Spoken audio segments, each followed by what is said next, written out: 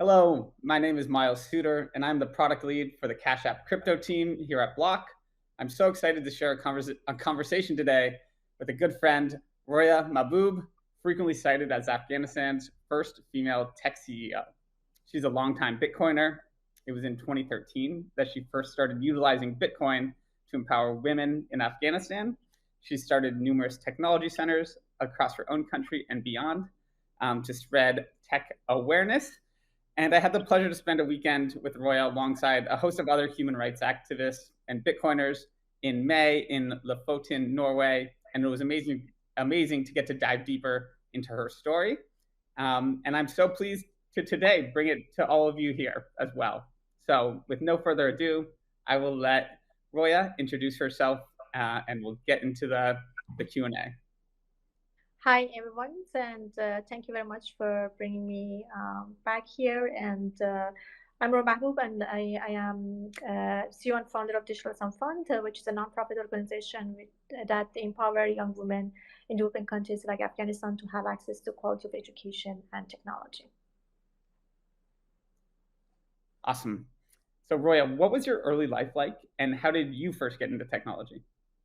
Well, I mean, for those who are growing up with freedom and opportunities, it can be difficult to imagine how the other lives could be look like. I mean, when the education is afforded and privileged for everyone, um, operation may sound seems far away. But I remember because I grew up in a society and in other part of the world that many of the women in my countries they didn't have access to education, and there was so much restriction actually, and they I didn't have the chance until I was like 14 years old that I was heard that there is a magic box in a cafe which mostly and usually men could go. My cousin and brother could walk in, but a good girl wouldn't walk in. And I hear that this magic box can you can connect you with the outside world, and connect you with the people, and you can talk with the people, and they don't care that about that which gender you are, and you can find any information that you're looking for.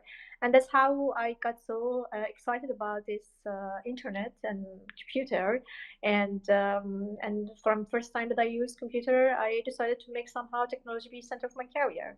And went to university, graduated from computer science, and I started my own businesses, and later on a foundation called Digital Some Fund, because I just didn't wanted to giving my dream was to see the technology an accessible option for everyone, but I wanted that many of the girls who don't have a chance and they haven't yet realized their dreams, giving the same tools that changed my lives, and that's how we started the Digital Fund. How does tech literacy help women in Afghanistan overcome some of the challenges that they may face? Well, I mean, technology. I believe that that technology is can support human talent to tackle the urgent needs, and I that if the women and girls and participated in society workforce, their poverty rates goes down, and the next generation of women and girls can be inspired, and and women potential would be unleashed, and especially if we today STEM in science, technology, engineering, math is an engine for rapid regional development, and maximizing educational access, especially in these fields, can build the largest foundation for prosperity. A foundation that can transcend traditional geo-economic. And I believe that, and that the countries and political leaders, and especially in European countries, they have to started to systematic investment in secondary and higher education, and especially in STEM, because it will shape the trajectory for creating new jobs and economic progress. But if countries like Afghanistan and many other developing countries, they do not realize the potential of their young minds, especially women, realizing these opportunities, they will left far behind. You know, And uh, yeah, sorry. sorry, well, talk to me about Digital Citizen Fund and how using computer technology to educate women has helped empower them, and the work you're doing in that space? Yeah, sure. Digital Fund is a nonprofit organization which dedicated to helping young girls and women in developing countries to obtain technological skills to succeed in today's global economies. And DCF provide access to thousands of young women and young girls, aged mostly between age of 12 to 18 years old, that they in developing countries like Afghanistan to coming to learning about basic things about computer. They learn how to work with a computer to level that they can learn about robotics. They learn about bitcoins. They learn about how to code, and they also learn about financial literacy, which is a very game changer in our program. That they learn how to manage the money from level of home to level of level of entrepreneurship. We building 13 technology centers, 12 of them were in 12 high schools, and we help 16,000 of young girls coming to our program to learn about computers, and we help hundreds of them to start their own startups. And we also building the true innovation STEM and robotics centers in Kabul and Herat. And our dream was to building the first STEM schools institute in Afghanistan, which focus was in AI, blockchain, robotics, and obviously Bitcoin, and to preparing the younger generation for future jobs. And the girls in Afghanistan and their counterpart in the region, they they represented a vast underutilized potential that we needed to realize the talent of everyone, and that's the dream. We still have that dream to build data schools, and we did a partnership with the University of Yale, which did design a beautiful campus for us, and we worked with former government of Afghanistan, and we got 10-acre piece of the lands to build this institute and these centers in Kabul with 5 innovation centers. And hopefully one day we will be able to convince the current leaders. I'm not sure if I call them current leaders, but the political leaders that currently are in the power in Afghanistan, that this is important for us to prepare younger generation for future jobs. Yeah, that's amazing. All the work you're doing there to increase access to education. A topic we've talked about in the past are the kind of the related financial challenges of women in Afghanistan. Can you talk through some of what women face there, traditionally, what they're facing today? Are things staying the same? And what potential solutions have you found? Well, I mean, obviously, when I'm talking about countries that, especially Afghanistan, that they restricted the most of the time the free movement of women, and a restriction it's on their education and their access to finance, because they was mostly their lives is run by men, because they want to control the lives of the women, and they are not allowed to start their businesses, most of them. Even they had the chance to start a business, they never had the chance to access to finance. There are lots of the physical barriers, social barriers for women. Unfortunately, existed not only in Afghanistan but across the region. And women had difficulties to open bank account. Very simple things. Open, you needed if you wanted to start a business and if you wanted to get your financial freedom. Very simple things that in other part of the world that women can start to have a bank account. Obviously, during the through the decades of the freedom in Afghanistan, the government didn't make that issue that women cannot open a bank account, but there was some social restrictions that the family didn't want. You needed the male permission to open a bank account. You needed to have ID. The most important is that the woman needed to have ID identifications. And many of the women didn't have that in Afghanistan, and also not in Afghanistan, but also we know that still is an issue in billions of the people. They don't have ID and identification, which is very important for any banks, any accounts that you open, that you needed to have those documents. And there is lots of bureaucracy. You needed a fund to open, you needed money to have it, you needed family permission.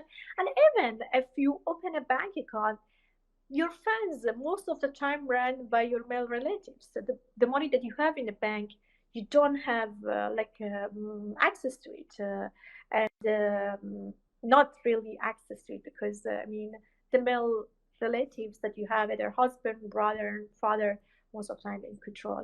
Obviously, there are women who have control of their finance in the bank, but we talk about the majority. These are all issues, and then. Um, the bank don't give you a loan. Obviously, you cannot start a business easily. You needed there is much more difficulties for women to have access to such kind of the finance, and much more needed documentations. There are many of these access problems that exist. Women cannot easily go outside, and in general also it's not only about the women that don't they have issues of accessing the bank account, but also is that uh, is that the women need to have educations, about the financial tools or how they can use it, and which unfortunately that's also not exist, and they don't know much about the technologies, and if women not have access to finance, they don't have access proper educations, and they cannot really also educate their children. So there are lots of the issues with women having access to finance. But you did start a business, Women NX. Can you tell us about that business? And that's also, I believe, your introduction to Bitcoin as well. Is that right? Yes. Cool. Can you tell us about that? Yes, sure. I mean, I started Women X was a platform that we allow women in the region that they can write and blogs, and they can share their thoughts and wisdom and knowledge by writing the blogs and research, and they can sharing in the platform, and they can get paid based on the content that they created. We created the basis codes that could measure the women activities in the social media and the quality of the content that they had, and we were supposed to pay them. And there was one issue with paying these women because many of these women unfortunately didn't have a bank account, and they didn't have a family's permission to open a bank account, or they were under the 18, which there was a law that they cannot have, they couldn't open a bank account, and then this issues where is made us to think about that how we pay them, because the number of our users increased. We had across of Afghanistan, then we started in Pakistan and Egypt and other countries, and we had hundreds and thousands of these users that they contribute, but we have to pay them. And paying by cash was difficult because you have to carry a lot of money with yourself outside, and there is a risk of thief. There is always many other risks that exist if you carry the cash. And then with Hawala system also was very difficult because if you send the money across the country, then usually women not go to the Hawala because it's a very male dominated place, and the male relatives get it and they wouldn't give the money. And if they had a bank account, you put the monies in the bank account again, and male relatives has access to it and they will take it, and women didn't have that the freedom to get their finance in their own control, in their own hands. And all of the proposal from the next platform was that we making sure that women have be financially independent. So we look at the many different options. There was mobile money, but mobile money was a successful project in Kenya, but it wasn't successful as successful should be in Afghanistan. It didn't work very well. And so then we decided to use PayPal, but PayPal didn't work in Pakistan, Afghanistan, because there was some section on it was kind of a ban in Afghanistan and Pakistan that you couldn't use it. So then we heard about Bitcoin, and my former business partner, he sent me about the Bitcoin, and then I excited about that, and then we decided to use the Bitcoin and as a terms of that payment for women. And when we start using Bitcoin bypass the physical and social barriers to paying these women. And it was very simple. They with a push of this magic button, women could have monies in their own hands, and that it give them the freedom, a sense of the ownership of your own money. It was just a second that they received the money, and I think that was great about the using the Bitcoin. And once they receive that Bitcoin, what would they do with that? Would they convert it into local currency? Would they trade with people? Are any of the women still holding some of that Bitcoin from 26 from what year was that? 2013 you first? 2013. Yeah. Yeah. How many women held on to that Bitcoin, and how did they make it useful in a day-to-day basis, even way back then? I mean, at that time, we also talked with some of the shops a little more that they can, because women likes to buy like the time there was kind of custom dresses for the schools and going outside, and we talking with those shops, and we told them that if women bring the bitcoins, we can, if you buying the bitcoins, we can pay you in cash. And obviously, my sister also started to become like a Havala, digital Havala persons that. Buying the bitcoins from them and give them in cash, and that was becoming something that the girls started mostly in Herat, that they can selling their bitcoins a little bit cheaper than the price of the market, but they get the cash faster. And then it was mostly obviously using for daily base, because we're talking about Afghanistan. Many of them wouldn't save much money. They needed cash day by day to pay for their foods or for other stuff that they needed for the lesson. But some of them kept the Bitcoin. And I remember that in 2017, I guess, when the price of the Bitcoins goes up, my sister was actually the very good investors. When it goes up, I think that she sold it out and she got the master's degree in Cornell University, and she could pay it off her school with that amount of money that she make it with the prices goes up. And then as well, there was one of our students who used Bitcoin in 2015, 2016, I guess, that there was a crisis happened, crisis of immigration. She left Afghanistan with her family because due to this insecurity for herself and danger that for her family, they left it to Germany. And she told me that how much was horrible the journey of their trips because of the smuggling and people who taking them to they're taking them their jewelries, the cash, and everything that they had. But she kept one Bitcoin, I guess, at the time, and then she could sell it, and she earned some money after that, and she was very happy because that was the only money that she kept it. Yeah, I mean that we have some of these stories that the woman kept the money, and it was the most important thing is that they uh, when you give them, they had their own banks with themselves. They were not needed to go outside to stay in the big line, to get the cash, and it was more secure, and they is give them a sense of privacy and security, and that they feel more comfortable, and they feel it that in their phones they can take it their banks everywhere, and the men couldn't even take the monies from them. So that's why we used Bitcoin at a time. In 2013, we started 2013. Yeah, it's such an amazing story and example. I think that in the West right now, or in the US, people mainly view Bitcoin as speculation or investment.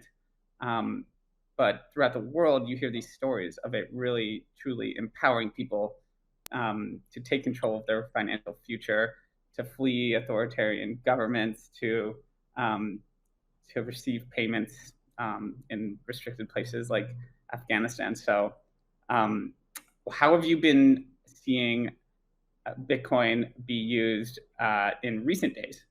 Is it in Afghanistan in particular? Do you see usage growing? What's kind of like the scene there right now? Well, I mean, after the collapse of the the former government of Afghanistan in August of 2021, the banking system collapsed in the country, and we have seen that because of sanction and a lot of other issues when Taliban took over the power. Um, there was not enough cash to distribute it. Many people still they have issues of getting their monies from the bank, but the bank didn't give the monies back to them, and they didn't enough have actually cash currencies to give, and inflation goes up, and a lot of issues is happening at the time.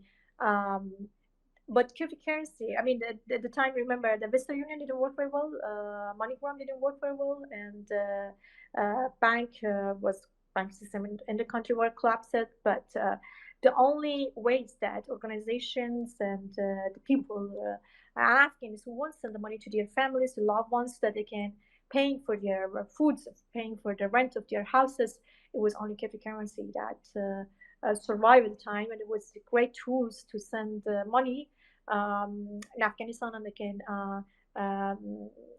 exchange it for the cash, and they could, to keep paying for their needs. And we have used it as well at the time. And but nowadays, obviously, when we provide this education, after 2013, I mentioned about the evacuation and about the timing of that when Afghanistan government's collapse, Bitcoin was one of the ways that many of the people use it, to send to affected the lives of many of the people in the country, and it's still, if you look at the banking system, it's not work very well in Afghanistan. Still, there is limitation of that how we can get the monies from them.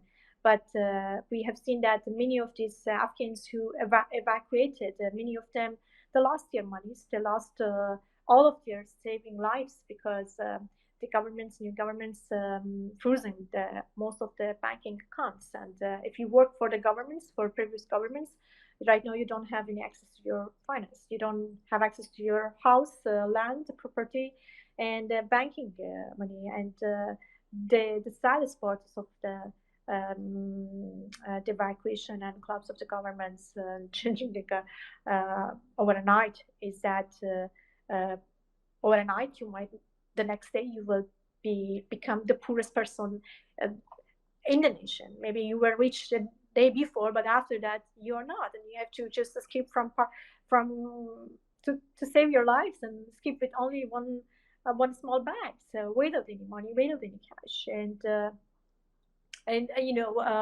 But I know that many of my friends, when they left Afghanistan, they were wealthy before, and when they lost the money, when I called them to one of them, he said that he wished that he was trust me before, because I was encouraging him all the time to invest in Bitcoin, that he part of his wealth secret converted to the Bitcoin, and today he has to come to the US, and he has to start everything from zero.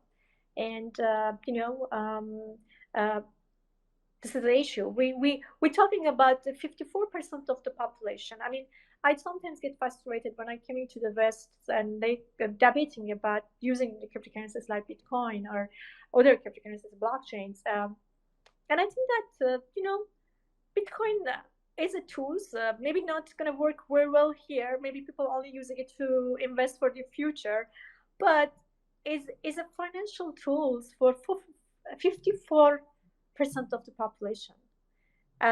Other part of the world, they're living under the authoritarian government, as you mentioned, or they are living in a country of the conflict, like my country is the conflict of the war, or in high inflations. And it's a tools that help you to overcome of the poverty.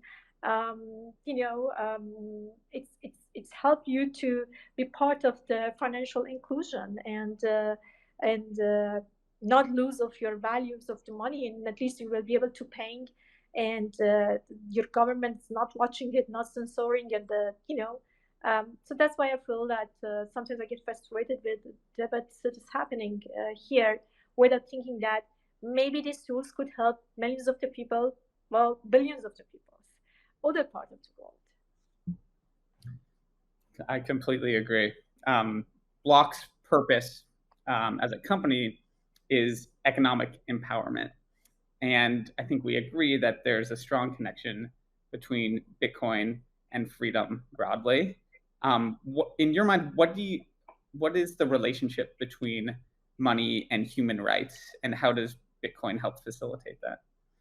Well, freedom of speech is very important, and we need it protected. And many of these human rights activists that are working in your countries, they needed to protest it. They needed to organize protests. They needed to talk about the corruption that is happening in their governments, and all of these things needs funding. Is needed that they will be able to receive money, or hiring people, or paying for books, paying for the articles that they publish. And obviously, I think that cryptocurrencies like Bitcoin can help the human rights activists across the world to bypass this physical barrier and social barrier, or bypass the government's watch, and to keep continue to fight for the rights of their people.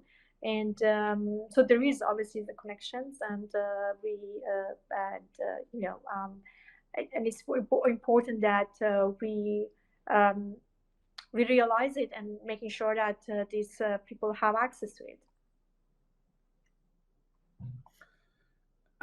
Well, Roya, I so appreciate your time today. Is there anything else you'd like to tell us all before we conclude? Well, I think that today we're facing with unprecedented, challenges in global politics, and and social justice. But with the cryptocurrencies like Bitcoin, we are armed with unprecedented financial tools to bringing the fundamental social change. So. Well, thank you, Roy. I'm so grateful for all that you do. Thank you for being a pioneer. Thank you. Thank you for giving me the opportunity to be part of this dialogue. Thank you again. Thank you.